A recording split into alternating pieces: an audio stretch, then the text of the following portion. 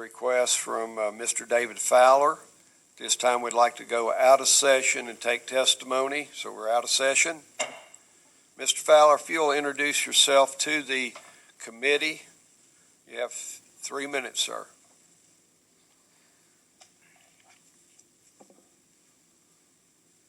Am I on? Yes, sir. Okay. Your name and who you represent.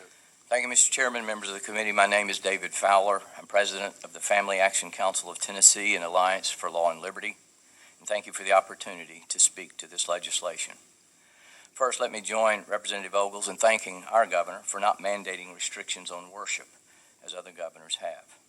Second, I want to state that I understand why some would disagree with me about the importance of this bill. If I believed that matter itself is ultimate reality, worship would be nonsense. If I believed ultimate reality was an impersonal mind or spirit, as some do, then I would not know why worship would be essential, or even who or what to worship. And finally, if I believed God were divorced from what he created, or even divorced from civil government, as some believe, then what you do here is none of God's concern. With all of these worldviews, the rights of the majority should prevail, if corporate worship might work some disadvantage to them.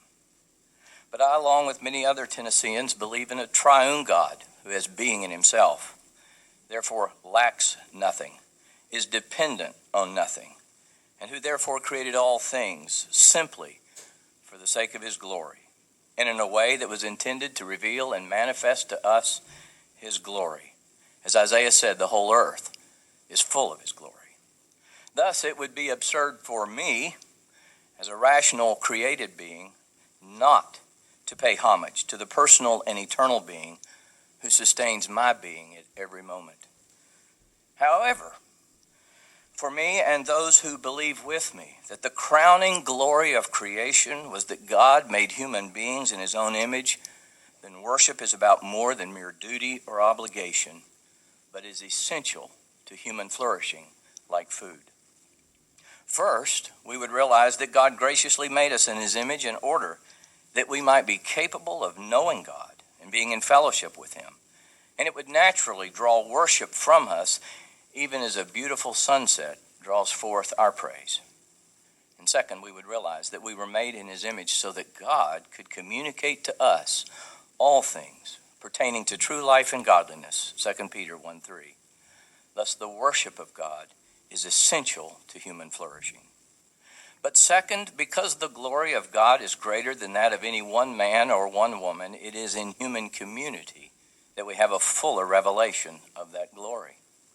Therefore, in corporate worship, those who have been joined together in Christ have a tangible view of that final and eternal state in which the Apostle Paul said there's neither Greek nor Jew, circumcised or uncircumcised, barbarian, Scythian, slave nor free, but Christ is all in all. And therefore, corporate worship is part of human flourishing.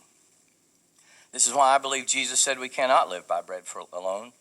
For those to whom the restoration of the image of God is their final end and greatest good. Mr. Fowler, your time's expired, sir. Thank you for being with us today.